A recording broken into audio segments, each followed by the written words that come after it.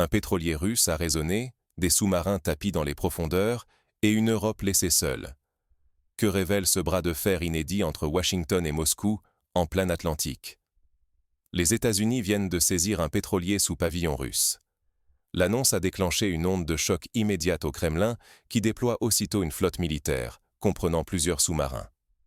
La Russie ne se contente plus de protester. Elle montre qu'elle est prête à défendre ses intérêts économiques par la force, sur les mers. La confrontation n'a plus rien de théorique. Désormais, forces russes et américaines se toisent à portée de tir, chaque erreur pouvant provoquer l'irréparable. Le risque d'un affrontement direct n'a jamais paru aussi réel, faisant planer la menace d'une escalade militaire entre grandes puissances. Ce n'est plus une crise ordinaire.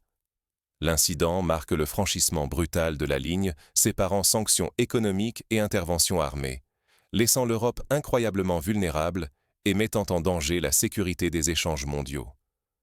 Si la tension monte encore, c'est une crise géopolitique majeure, voire un chaos commercial, qui pourrait déferler sur les routes maritimes. L'avenir de la paix, la solidité des alliances occidentales et la stabilité des marchés sont suspendus à l'issue de ce face-à-face. Comment ce simple navire est-il devenu l'étincelle d'une crise mondiale? Pour comprendre l'origine de cette rupture explosive, il faut remonter aux semaines précédant la saisie du pétrolier. Tout commence par une série de signaux ignorés et de provocations calculées. Bien avant l'incident du pétrolier, l'atmosphère était déjà chargée. Depuis plusieurs mois, les alliances historiques se fissurent. Les États-Unis ont refusé de fournir les précieuses garanties de sécurité, laissant leurs partenaires européens dans une incertitude inquiétante. Washington, en retirant graduellement ses engagements, pousse l'Europe vers l'isolement. Désormais, le vieux continent doit envisager sa défense sans le bouclier américain, une situation inédite et risquée. La Russie, attentive, exploite cette vulnérabilité. Lorsqu'un projet d'interception d'un pétrolier battant pavillon russe est annoncé, Moscou réagit immédiatement. Une flotte est envoyée pour protéger le navire. Ce geste affirme sa volonté de défendre ses intérêts stratégiques, même loin de ses rivages. Cette démonstration de force russe n'est pas gratuite. Elle répond directement à la menace américaine sur les routes maritimes internationales. Les routes commerciales deviennent un terrain de confrontation silencieux. Chaque cargaison, chaque escorte peut désormais dégénérer en incident grave. Dans l'ombre des discours diplomatiques, le rapport de force s'impose. L'Europe, privée de garanties américaines, doit repenser toute son architecture sécuritaire. Désormais, la moindre erreur pourrait avoir des conséquences dramatiques, pour ses économies comme pour l'équilibre mondial. Face à cette escalade, chaque acteur international doit choisir sa posture. Bientôt, un simple incident pourrait embraser tout l'Atlantique. Ce qui s'est produit au large de l'Atlantique pourrait bouleverser l'équilibre mondial pour de longues années.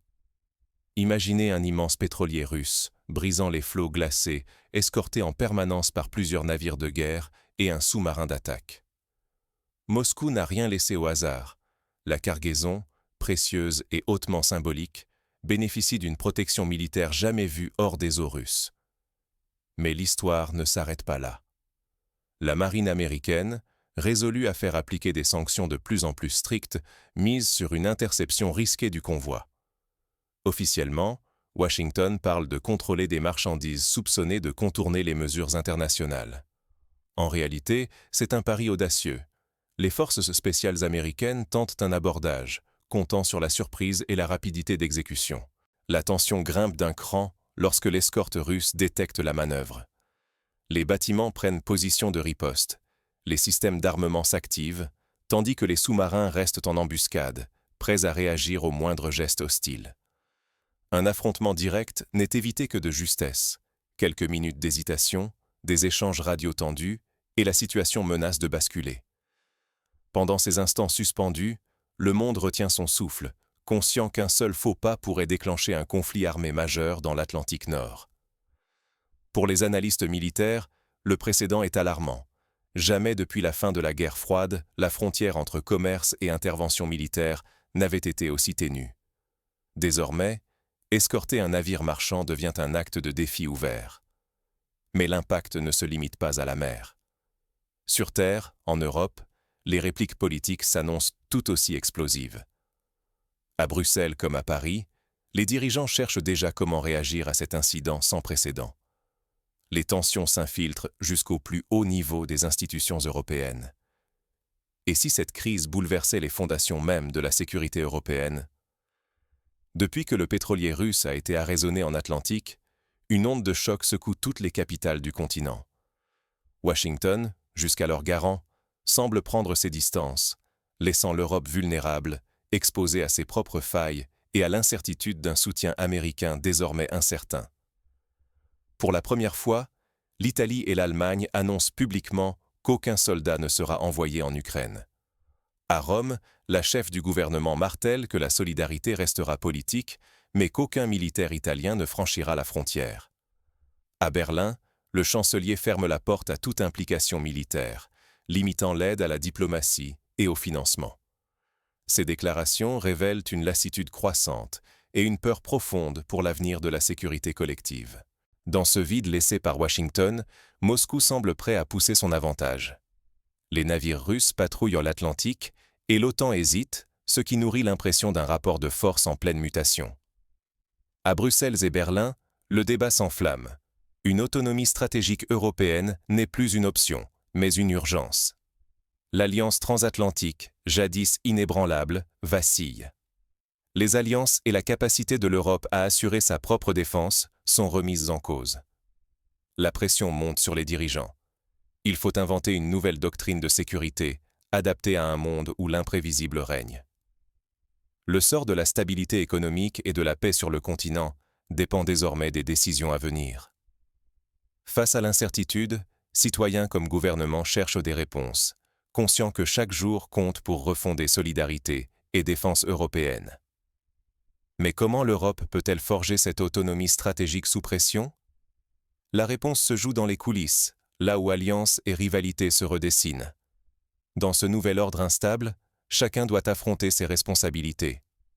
L'incident du pétrolier russe au large de l'Atlantique n'est pas un simple fait divers. Il marque un point de bascule qui pourrait redéfinir durablement l'équilibre mondial. Ignorer ces signaux serait courir un risque colossal, menaçant la sécurité, la prospérité et la cohésion sociale de toute l'Europe. Face à cela, il devient crucial pour le vieux continent de renforcer ses propres capacités de défense. L'époque où l'on s'en remettait à la protection américaine touche à sa limite. Désormais, investir dans une sécurité collective, autonome et réactive n'est plus un choix, c'est une question de survie. Les entreprises européennes, elles aussi, doivent repenser leur stratégie. Un accident majeur comme celui-ci peut geler le commerce mondial en quelques heures. Il est essentiel d'anticiper davantage les risques, de diversifier les routes et de bâtir une logistique plus résiliente.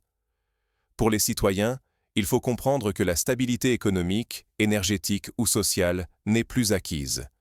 Il devient indispensable de s'informer, de s'adapter et de se préparer à vivre dans l'incertitude. Enfin, la montée des crises impose de rester vigilant sur le plan démocratique. Trop souvent, l'urgence sert de prétexte à des restrictions précipitées. Notre responsabilité collective est de questionner, de débattre et de défendre nos libertés, même au cœur de la tourmente. Mais concrètement, quelles actions immédiates peuvent être entreprises pour limiter les risques et renforcer la résilience? Ce n'est qu'un commencement. Désormais, chaque voix compte. L'affrontement naval entre les États-Unis et la Russie autour de ce pétrolier n'est pas un simple incident. C'est un signal fort. La ligne rouge a été franchie. Ce qui relevait hier de la diplomatie ou des sanctions devient aujourd'hui une confrontation directe, menaçant l'équilibre mondial. L'Europe se retrouve isolée, obligée de repenser sa sécurité sans certitude sur le soutien de ses alliés traditionnels. Si nous restons inactifs, d'autres décideront de notre avenir économique et politique. Fermer les yeux sur cette escalade, c'est accepter que notre stabilité soit menacée à chaque crise. Ce moment rappelle l'importance de chaque opinion, de chaque analyse, de chaque prise de parole. La vigilance citoyenne et le débat public deviennent nos meilleurs remparts face à l'incertitude. Et vous, comment réagissez-vous à ce basculement? Serez-vous prêt à défendre nos intérêts communs et à demander des comptes à ceux qui nous gouvernent? N'oubliez jamais, c'est aujourd'hui que l'avenir se joue, et il dépend aussi de vous.